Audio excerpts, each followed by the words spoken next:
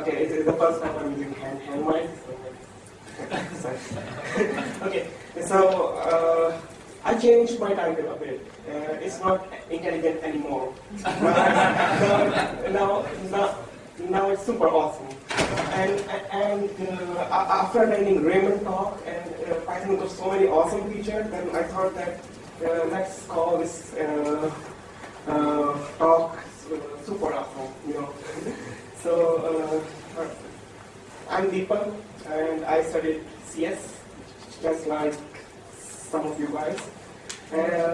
How many of you have studied artificial intelligence at universities?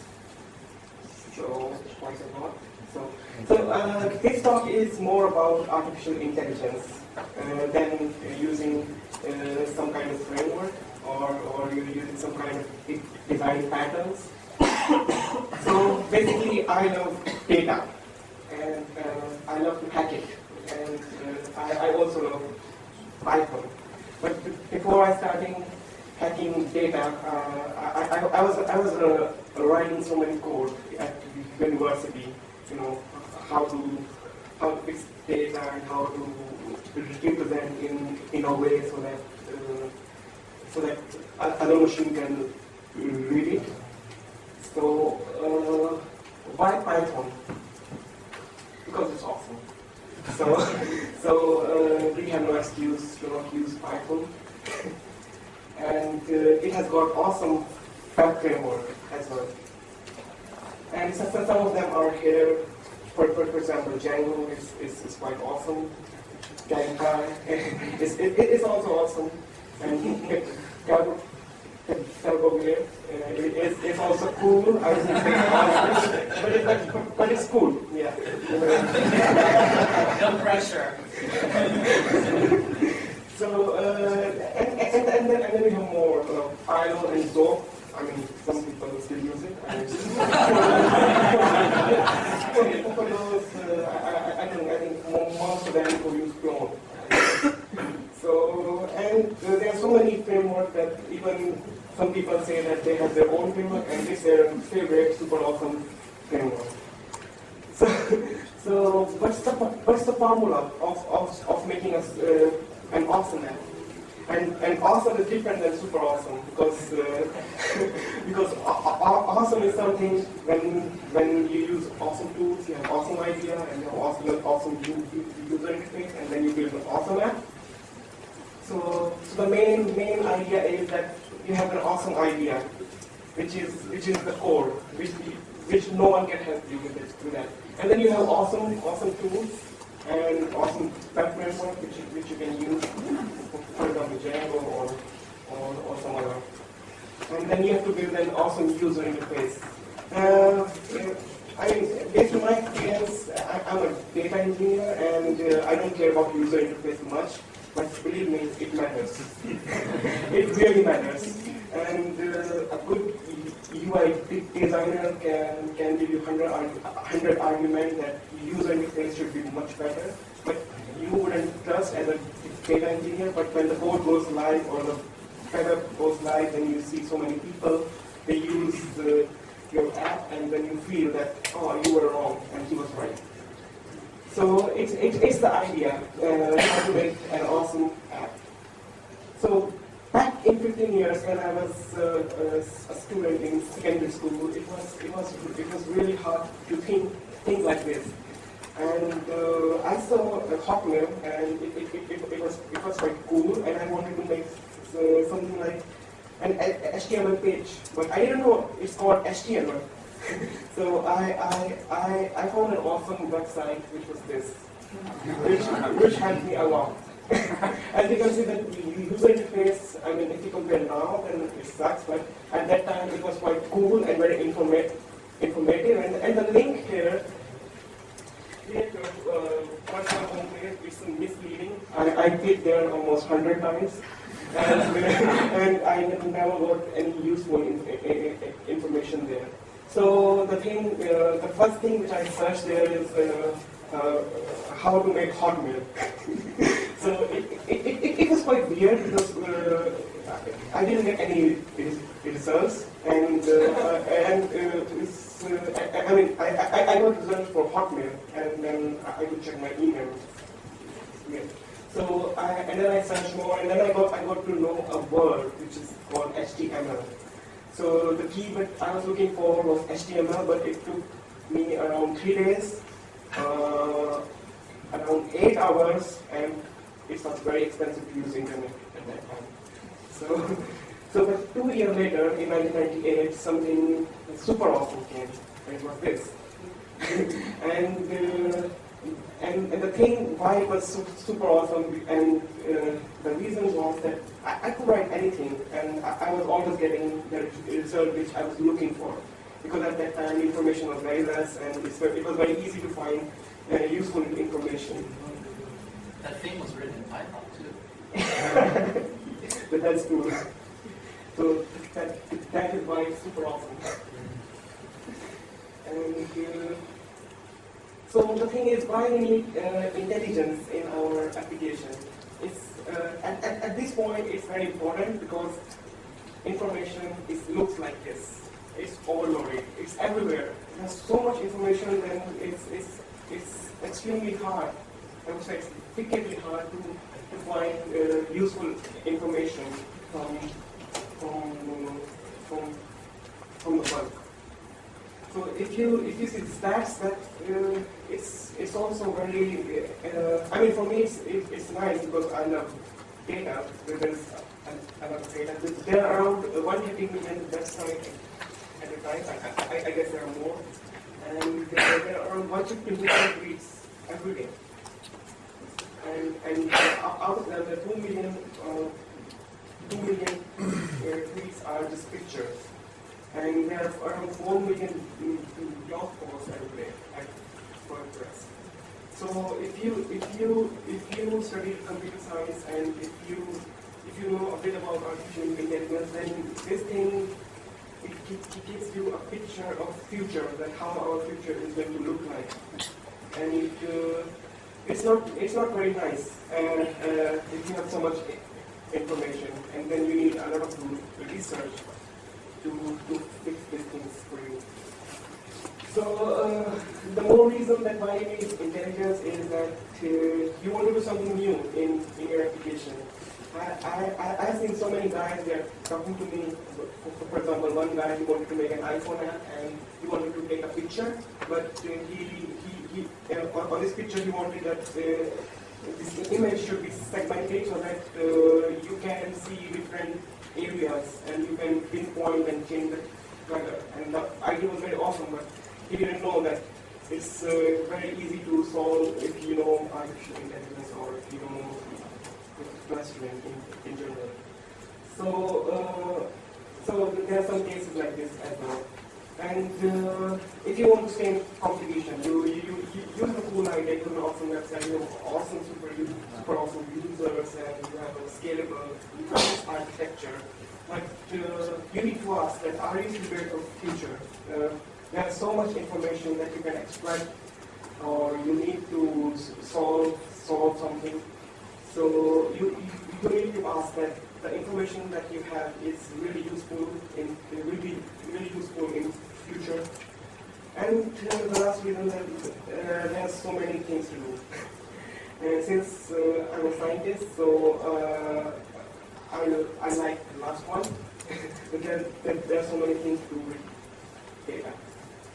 So what exactly is a machine learning? Actually, it's very simple, an algorithm that can allow your machine to learn. And there are a few examples in real world which you use every day, I guess. The spam detection. Actually, spam detection is the first thing which I ever did at university. It's very easy. That if you have some emails, you can detect whether they are spam or not. And second example, what you might use, I think most of them use Google News. It's very neat example how to cluster your data, and then how to personalize ranking. I mean, which news should be on top, which news should be at bottom. And then there are a few examples like Facebook, where when you log into Facebook, then you see that you may know these people as well. So it's also something to do with not machine learning in general, but yeah, artificial intelligence. So I think there's a talk by Rob, and it's about how to decide prices of your products, and it's also part of machine artificial intelligence, and there are so many other things. So basically, when we talk about machine learning, there are two things which there are two types of algorithms: there's supervised and unsupervised.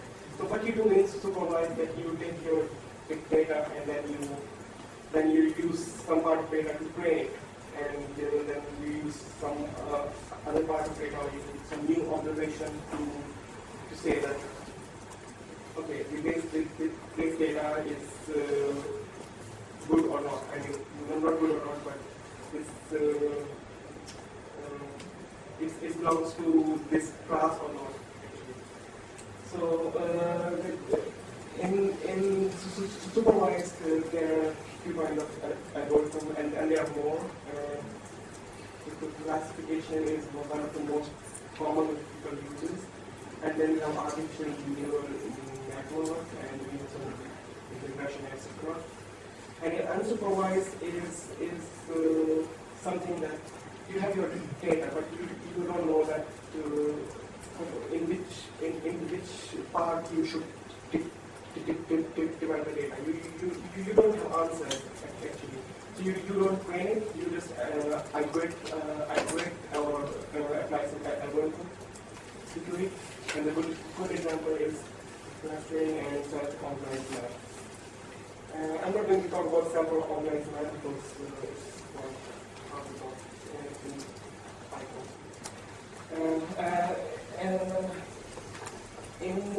In Python, there are over 20 Python modules which you can use it. You don't have to write your own algorithms. And some of them, which I would recommend is scikit-learn, because it's made for unstructured data. So it's quite cool. And MDB is also cool because it's your Python. And if you heard of this code of machine, then I would recommend it. It's really fascinating. But the thing is that none of them has everything. So you might have to use different modules for different things in your. As I said, that MDB is EuroPython. So if you guys just want to have EuroPython code, then MDB might be actually to you. But aside, scikit-learn is also quite awesome because it has just very cool way to extract features. And actually, what's the main problem? Why you can't use these all things? Why these all things are not fully? And the main reason is that they can't read your feature. So you have to extract your feature, and then you have to put it into some kind of algorithm. Machine learning algorithm. So if you know how to extract feature, then you are almost halfway there. So the first thing which I'm going to talk about is the clustering in general. So the main idea here is that you have the n items, you want to form a K group. And actually it's not very hard. And if you know what you need, then it's not really hard. And there are so many types of algorithms which you can apply: hierarchical, gaming, quality, threshold, conditioning, or LSH, so locality sensitive hashing, which was developed at Stanford. So, but I will take the easiest one, and it's gamings. So the idea is very simple. You have n items. N items can be, for example, news articles, and your app is aggregating news articles, and you want to divide into like these all news because all news are similar to each other. So if you want to do something like this, then you should probably use the question. And the main idea is that you have your end news article here, and you choose you choose K centroid, and I mean it's at random. You just apply a randomizer, and then you pick K centroid from your end news article, and then you compute distance between the center and the news article. And I mean the centroid itself is a news article, so just find that distance between them, and you append it to a centroid which is more near to the news article. And as you can see there, that here, this is something which you totally want, because you can see it, that it's wrong. So you have to adjust your centroid. And how to do it is that you recompute the centroid based on the cluster, and you adjust it. And you repeat this until your iteration converge. So now you know something about this. How to do it. Yeah. Can you describe the process for adjusting your choice of centroids? Yeah, I mean, you give some kind of distance function for that. You find distance between your story. Let's say an example like a news story. Yeah. So you have two news stories, and you want to know that how they are related. So you find a distance between your stories. If they are more near, so you put it into the same cluster. So when you have your centroid, when you have your first iteration, then you get a group, and then you readjust the centroid with a group, and you have a centroid somewhere, and then you see that it's not exactly my centroid, so you readjust somewhere else. So the main idea is that you have to compute distance. So let's take an example, and in this example, we will make a Django app, and which aggregates news articles from different sources. So I guess you all know Django, so I don't have to talk. What is it? So the main idea here is that you specify your news source, and then you specify your news items, and you make a label for cluster, and then you just put a signal on your post say that whenever you add a news source, and so that you pass the answer feed, and you feed it to news article. And after that, you build an awesome UI, which is very important. Believe me. And now we can enhance it and make it more awesome by using some kind of grouping algorithms, which I'm talking in this case, K-means. So the first thing is that you have to find distance between your news stories. And if you need to find distance, it's not very hard. So let's take an example. You have two stories which I took like 2 days back, and if you can see that these stories look very similar. For human, it's very obvious, but for machine, how we can do this in machine? So if you see these two stories, you say that yes, this looks very similar. So the distance is complementary to similarity. So if two items are similar, then distance is more smaller. So what we can say is that the distance between A and B is 1 minus similarity between A and B. And in sets, it's very easy to find. You just find intersection and then you divide it by union, and it's also called similarity. Next one. And if your data is huge and you don't want to practice expensive of operation, then you can also use mid-hash, and it's also quite advanced.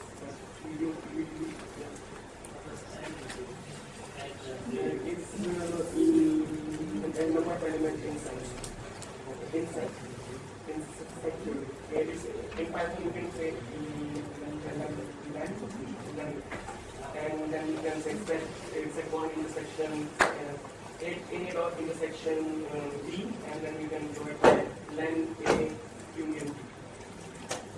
So if you see the story and you compute, then you can say that the distance between these two stories is 0.75.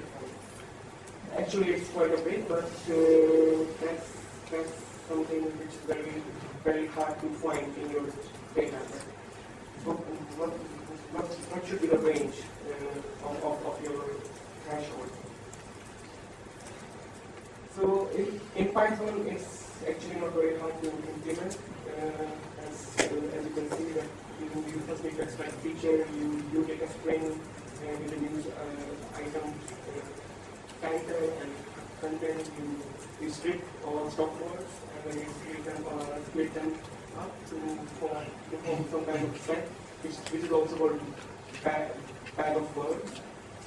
And then you find similarity, which is just a set in intersection, it's set union. Yeah.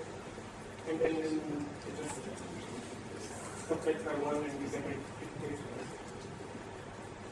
Now after that, you need to think. Now you have your feature, you have your distance function, but what you really need is that what kind of algorithm you need to apply on it. So the easiest way is you apply k-mean algorithm, but the k-mean algorithm itself is not suitable in this case because you know your size of the cluster, and that's not desired in this case because you can have very sparse data, and then you may not need to cluster items into a limited group. So you need a flexibility. So let's change a bit. So what we can do is that we can say that if you have two stories and if the distance between them is smaller than delta, which is our threshold, then we will append it to cluster. So but it allows us that we are no longer dependent on k.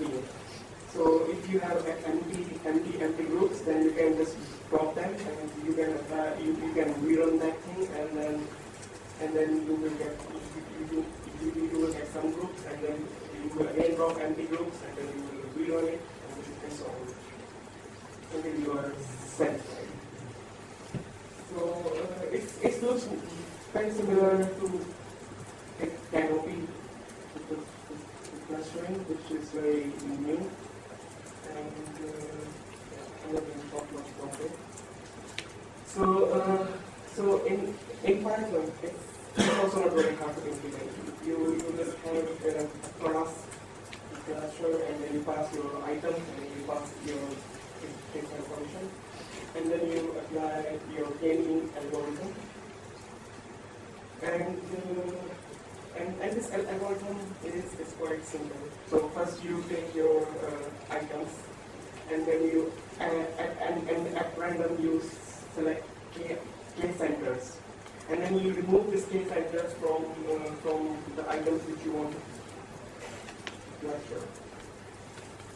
So and after after that you just assume that the series will convert in 50 iterations or 100 iterations or 300 iterations. But I wait for this algorithm to is enough. I found that here it converges into 8 to 10 iterations. So you form empty groups here, and you form k empty groups here, and then you and when you iterate to your items, and then you find distance between centroid and items. And if these items at the end, if the distance is minimum and it's below the threshold, then you append it to your group. And you do it again. You do it again and again until the last and that is the same. And after that, you readjust your center since you know that what is your cluster, and then you can move your centroid, and then you rerun it until you get the same. So if we run it here, then I use sample data, and then I ran. The results were not so bad actually. So I have around 500 news articles. I was able to cluster around 120 of them, and I had 8 news sources. So as you can see that you can see almost the algorithm works.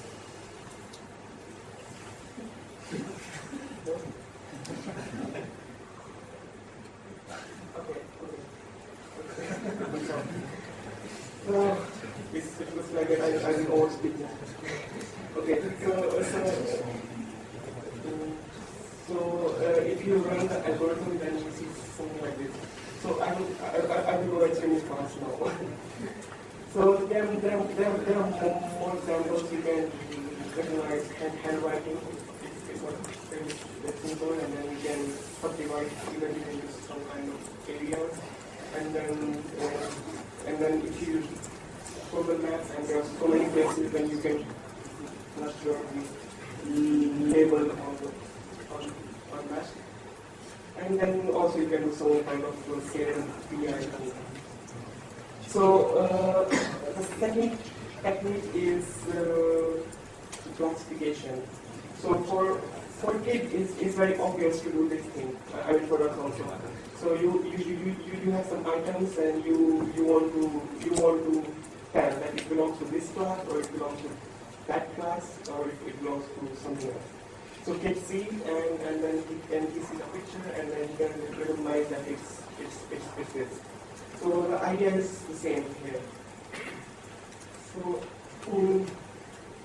the thing is that we present an observation, and then we train the system, and then we give something unseen which is not in the system, and then we expect the system will tell that it belongs to X class or it belongs to Y. Like in case of spam, it tells you a new email is a spam or ham. So here's simple files classifier, and it's a map here. That there are two groups, the red and green, and they are totally green and totally red. And you need to, and then you give a white dot, and then you ask the system that is this white dot is green or red. So if you do it, then if you use a price to classify, then you can easily do this. So I will skip it to some example.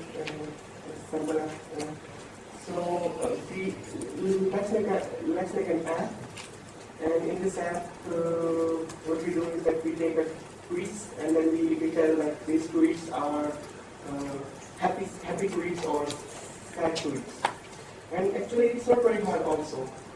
So you just make a Django model, which is very simple. You take an author, you put a tweet, and then you put a sentiment, and the sentiment can be happy or sad or neutral.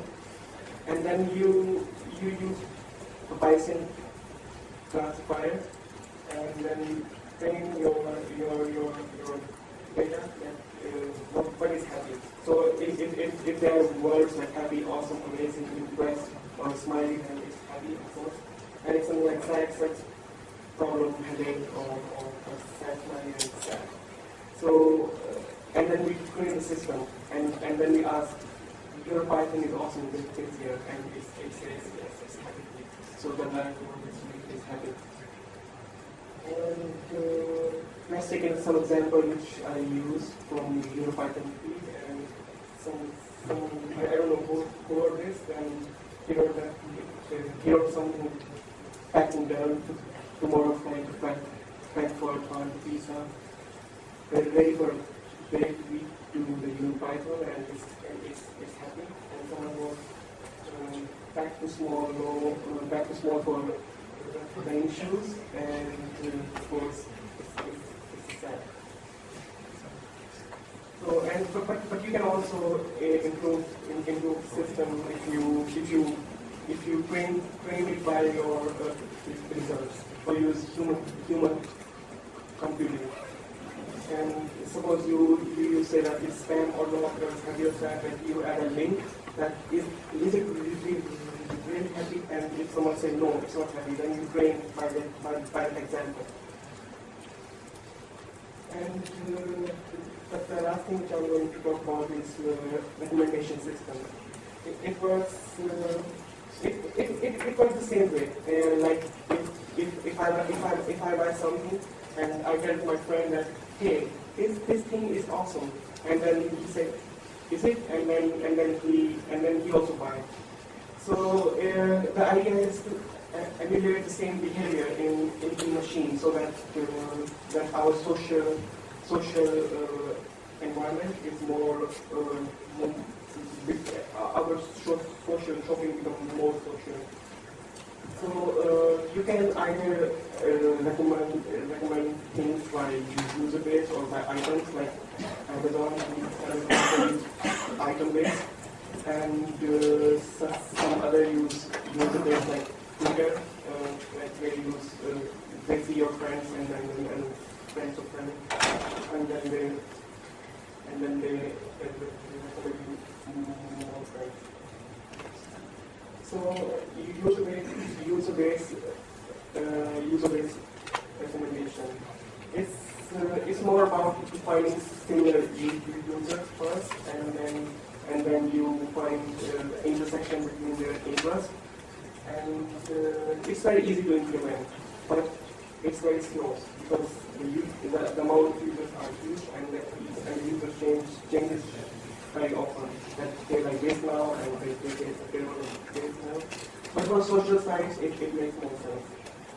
And in the item-based system, that you recommend items, and since items they don't change very often, and it's very easy to run, and it's extremely faster. And it makes more sense when you sell something and you want to find that if someone is ex-user bought this, then my user should also buy this. So as I told you that you use a change very fast, so you use a base recommendation systems are very slow, but item-based are quite fast. And a few examples, like you have seen this recommendation system at the last time, like Facebook, Twitter, and even ads. And so if you're scared of this algorithm, then I would recommend you to use some rules which already exist. In my opinion, scikit-learn is an awesome tool. Unfortunately, it's not in your Python. And then you can also use prediction API, and you can train your data, and then you can tell that it's spam or it's not, or it's happy or it's sad. It's quite easy with prediction API. And the one interesting thing is Apache now, and it's also a cool tool, but it's written in Java, and for those who love to code in Python, they can use JPython. And some of the cases are that when none of these things fit, and you want to use humans, then you can use a service code, service from Amazon, which you can upload your assignment, and real people are doing for you. So this machine learning thing are not 100% accurate for sure. So if you really care about accuracy, then you should think in computer. And as the data grows, then it becomes extremely hard for people to run algorithms because it's so expensive. And in some cases, you just don't know what to do. And there are more reasons that why we choose machine learning.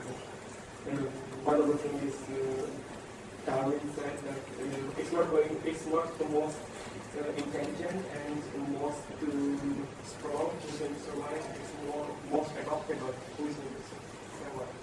So you have to adopt your algorithms.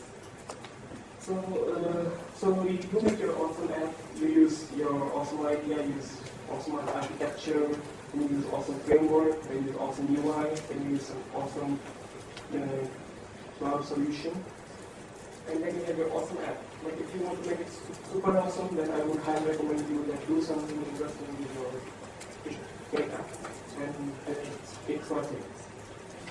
I would highly recommend this book from Thukral, and it's quite nice, and it's Python examples, and it's a core, I would say.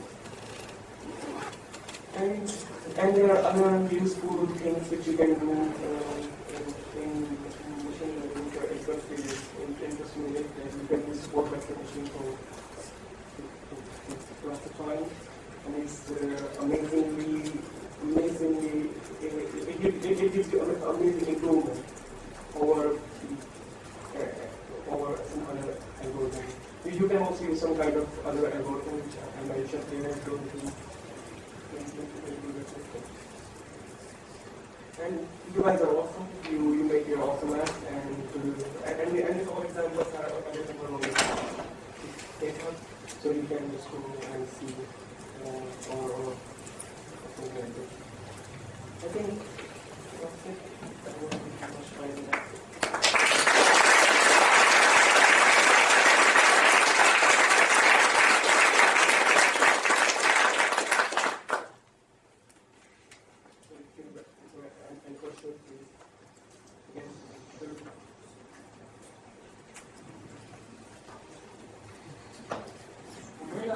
We have another look at the source code for you.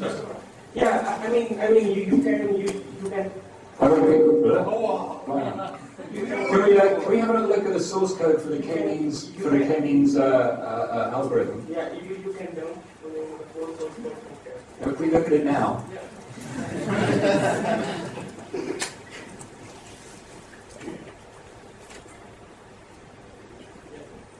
The next one. Cool. If no one else has any questions, would you go through it and explain it in more detail?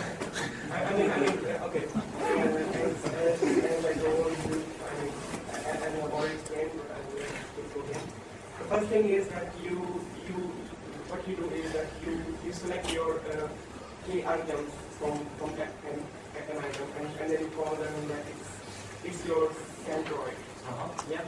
And then you form this empty thing there. Yeah. And then you take the all items if you want to group, and then you pass it to the center one by one. And then you compare distance between the item and the center one by one. Okay. And it's here. And if it's smaller than your threshold, and if it's smaller than your threshold, then you just attach it to. Okay. threshold It's comes from. it's not exactly Chinese because in Chinese there is no concept of threshold. So it's the key because your data is, I mean your data is news article and you don't want to say I have 100 news and I want to form 5 cluster out of it. It makes no sense. So you need to make. I want something which looks similar and similarity between them should be around 20%. So if you do calculate, then you avoid use the last.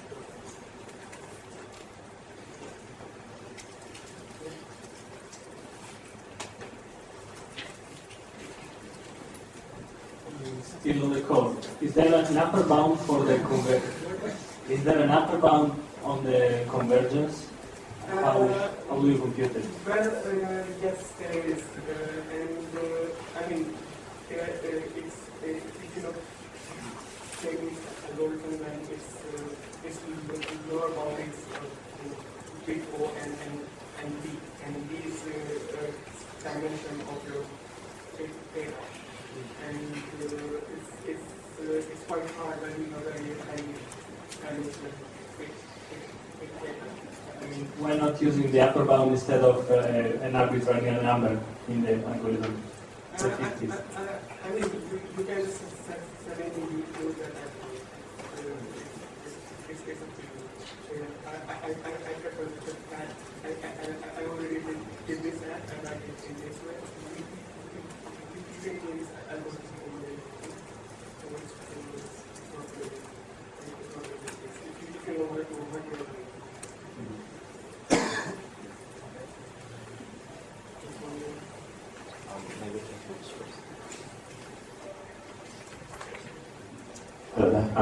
So last year at EuroPython, I did a lightning talk on a face tracking robot and then ran a birds of a feather session on AI. I'm guessing, since a bunch of hands went up for AI earlier, that maybe they'll be interested in running a birds of a feather session again this year. If I were to stick an event name up on the free space outside in the next day or two, would anyone be interested in getting together and talking about whatever AI? Do you have your robot with you? Sorry? Do you have your robot? No, I haven't got the robot. Is that Harold? Of course. Ah, Harold, yeah. No robot this year, sorry. Hands up, anyone be interested in an AI birds of a feather session? Yeah? 1, 2, 3? Okay, I'll stick up a talk in the next couple of days. Cool. Or a business session.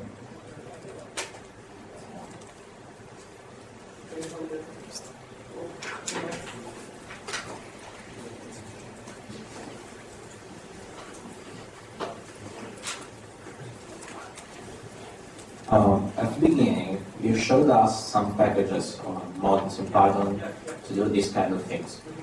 I have a problem in one of my applications. I have to use something like business logic, let's say so, which is kindly different from this one, but this seems to be a different approach. Moving the computation from the database to the application, it's good for me, it's another machine that can do the calculation, okay.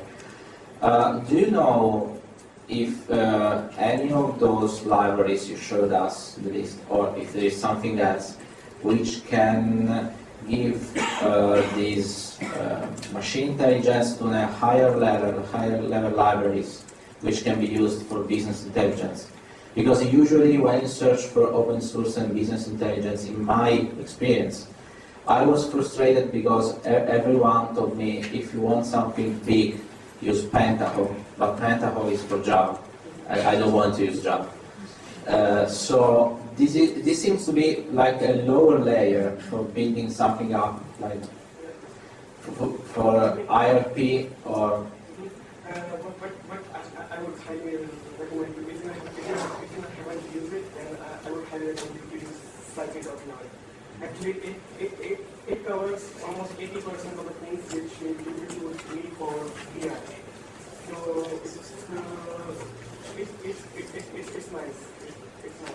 It's more nicer than other like MVP delivering script to some things and other like UI frame or I don't know.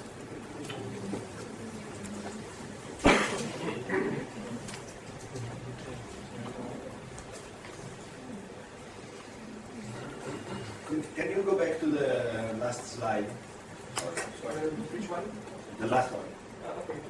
Your GitHub repository. They with you QR code, if you smartphone.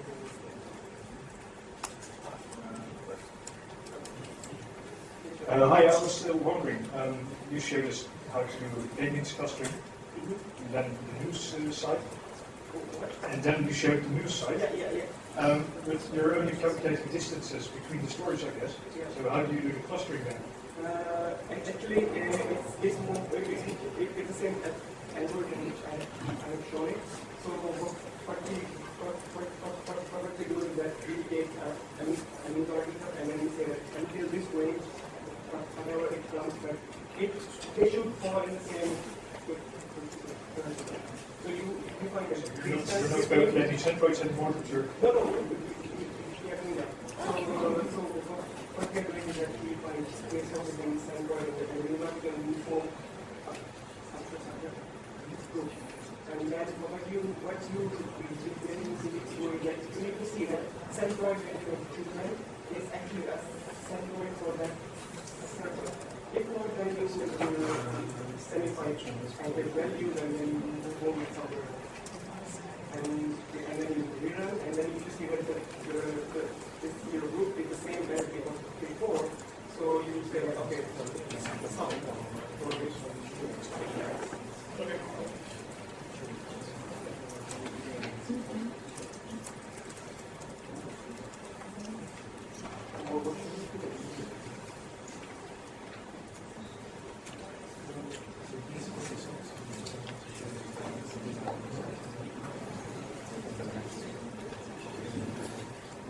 Okay, thank you.